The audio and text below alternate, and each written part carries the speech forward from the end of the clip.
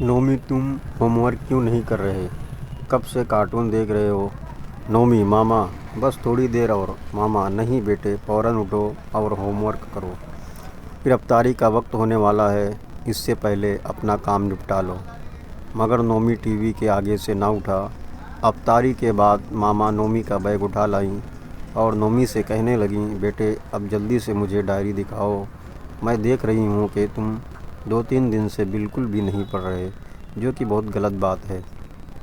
नोमी ने जल्दी से बैग खोला और डायरी मामा के हाथ में पकड़ा दी। मामा ये देखकर हक्का बक्का रह गईं कि 3 दिन से बच्चे को कोई होमवर्क ही नहीं मिला। उन्होंने नोमी से पूछा तो कहने लगा, मामा सर बहुत थके हुए होते हैं, वो थोड़ा सा पढ़ाते हैं और फिर कहते हैं कि किताब खोलो और बैठकर खुद पढ़ो। मामा: अच्छा, तुम लोग किताबें खोलकर आगे रखते हो और सारा वक्त बातें करते रहते हो, ऐसा ही है ना?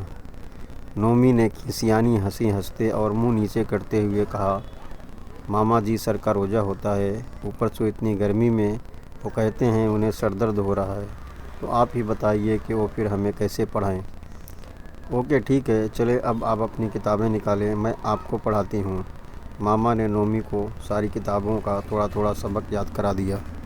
रात जब अपनी जिम्मेदारियों से फारिग हुई तो उन्होंने नोमी के अब्बा को सारी सूरत हाल बताई, तो वो भी परेशान होकर, रोज़ा रखकर ऐसे कैसे किया जा सकता है, बच्चों के इम्तिहानात भी सर पे हैं। बहरहाल उन्होंने नोमी की मामा को तसल्ली देते हुए कहा कि वो परेशान ना हो, मैं सुबह ही इसका हल करता हूँ। अगले दिन माह रमज़ान का अकीदतों भरा जुमे का दिन था।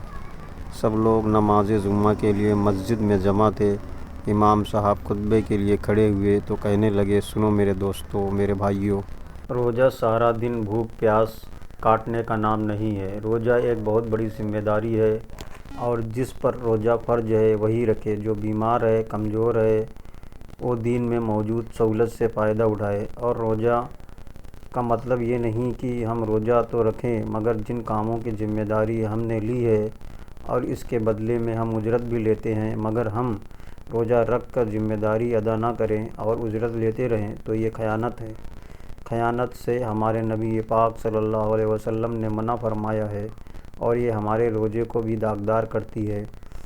नोमी भी अपने बाबा के साथ नमाजियों की शफ में बैठा था।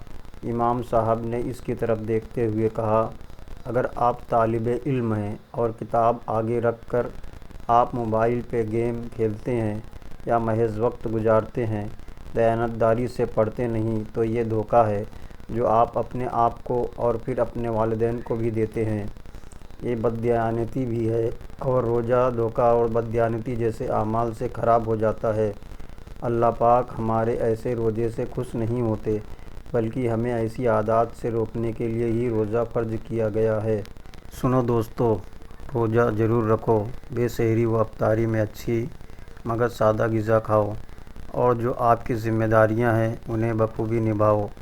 और अगर नहीं निभा सकते तो बाकायदा तरीके से बताकर छुट्टी ले लो, मगर रोज़े की आड़ लेकर किसी दूसरे का नुकसान मत करो।